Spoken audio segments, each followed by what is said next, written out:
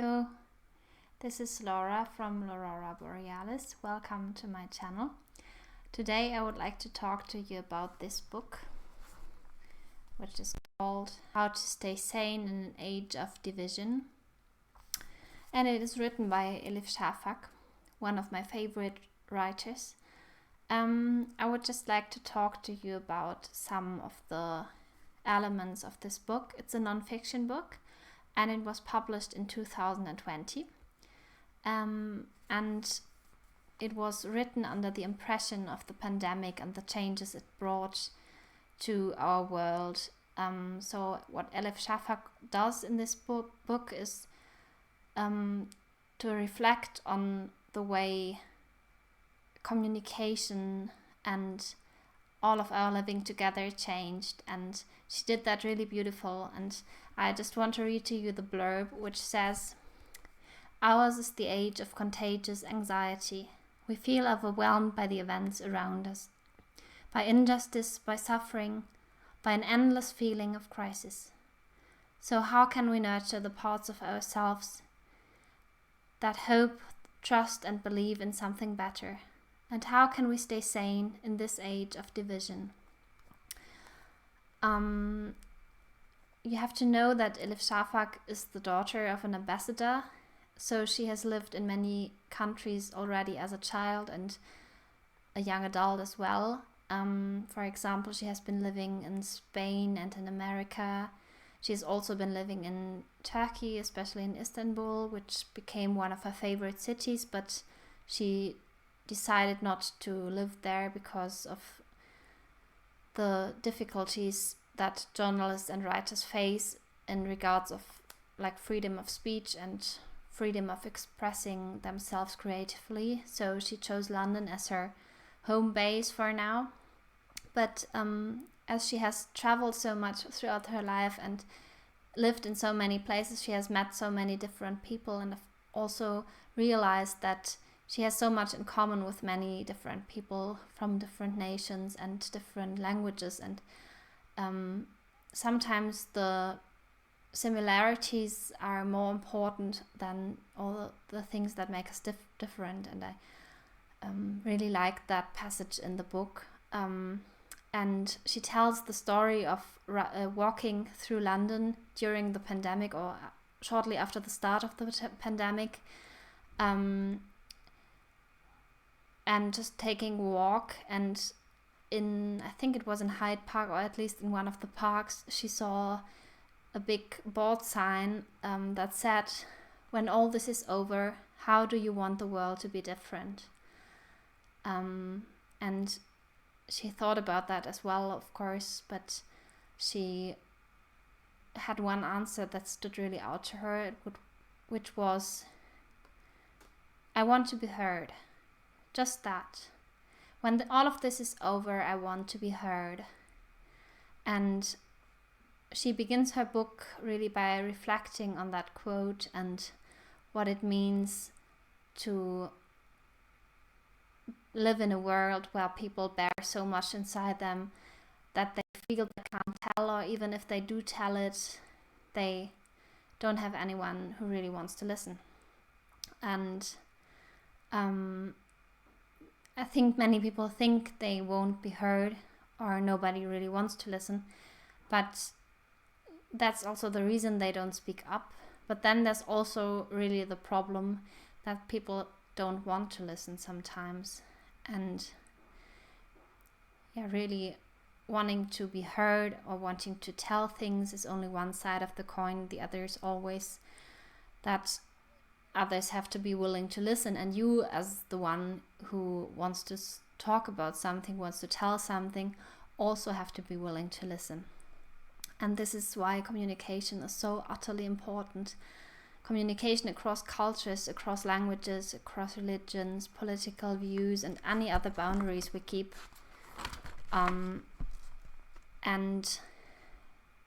Shafak reflects on different feelings and emotions people have or had during the pandemic, for example. the reactions of disillusionment and bewilderment, anxiety, anger, and also apathy, which has been growing among humans and which she also realizes and paid attention to. And she says, we have so many feelings as humans, and of course, in reaction to the pandemic, there were many more, or let's say, more intense reactions to the happenings, and also the feeling of being a victim of all of this and feeling like we can't really change anything. We have to accept the situation as it is. And I think also feelings of loneliness and of just frustration also, they were also very present for many people. Also the feeling that we can't really do anything politically, for example, or really change something. We have to accept things as they are. We have to accept decisions by our governments, and we are victims of the whole situation. And I think Shafak really writes beautifully about this, because she's so she really knows how people feel. I think she is really empathetic, and she can imagine very well how the situation must have been for many different people.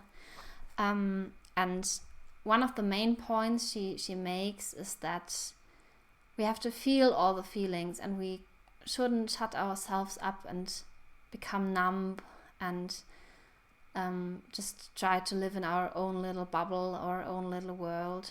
And we have to open ourselves up. We have to go out there. We have to talk to others. We have to write about it. We have to think about it. We can write songs about it. We can become creative. We can also go into politics. But the main thing is that we don't just stop talking about things, stop speaking up, because otherwise our voice cannot even have the chance to be heard.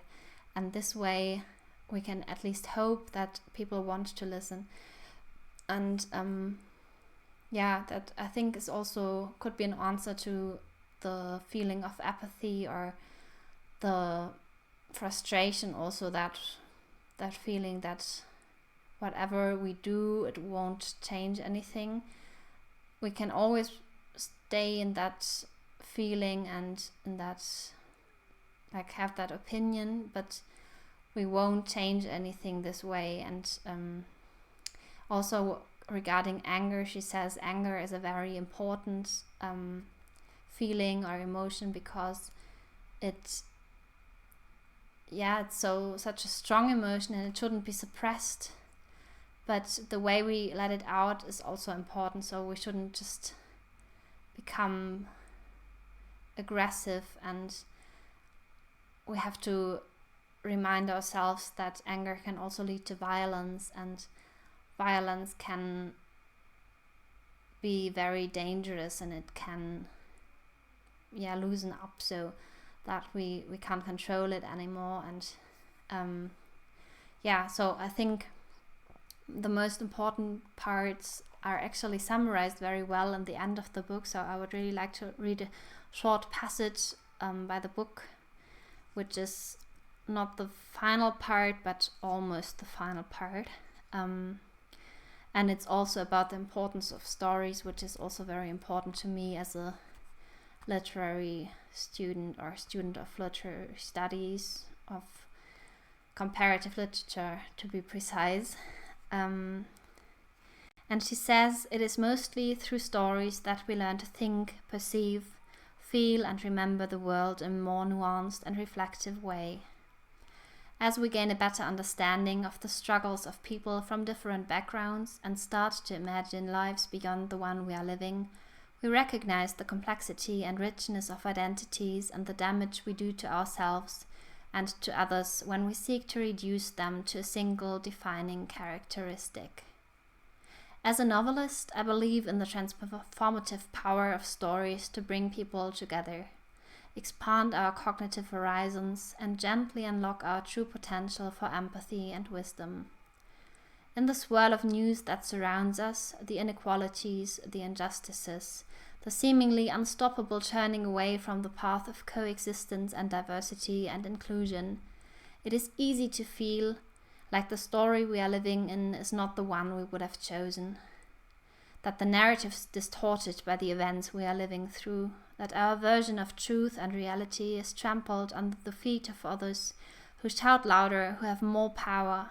This increasing cacophony that crushes our voices can feel like a state of madness, a loss of sanity, a denial of our dignity and humanity. It is natural to seek out a collegial and congenial group who will reinforce our core values and primary goals and bring us closer to the stories we want to hear and prioritize.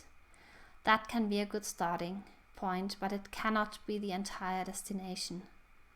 Until we open our ears to the vast, the endless, the multiple belongings and multiple stories the world has for us, we will find only a false version of sanity, a hall of mirrors that reflects ourselves but never offers us a way out. Do not be afraid of complexity.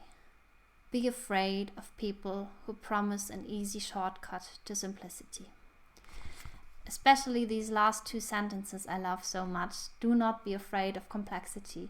I think that is one of the most important messages we can take away from that book, because I think especially also regarding our connection to news, for example, the way we consume news, many people feel overwhelmed by the amount of negative news they read every day or they see on TV or on social media.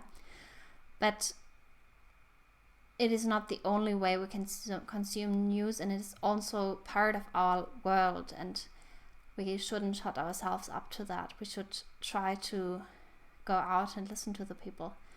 And I really loved the book, and I think you should go and read it if you find the time. It is only around 90 pages long. There's also a German translation which is called Hört einander zu, in case you want to read a translation. Of course, there's also translations in other languages, but German is my native tongue. So I hope you enjoyed this video. I can definitely say that it's a book that made me think a lot, and I always go back to because it's very beautifully written, it's witty, it's full of so many true sentences, and it makes me want to step out of my comfort zone, and makes me want to step out of my own bubble, or at least reflect on the bubble that I'm in and the bubbles we are all in. So yeah, I hope you enjoyed the video, and if you did, I'd be glad if you gave the video a thumbs up or a subscription to the channel, and there will be more videos, maybe like this one, maybe also different ones, but always videos about books, I think, about literature in the broader sense as well. Have a nice day. Bye.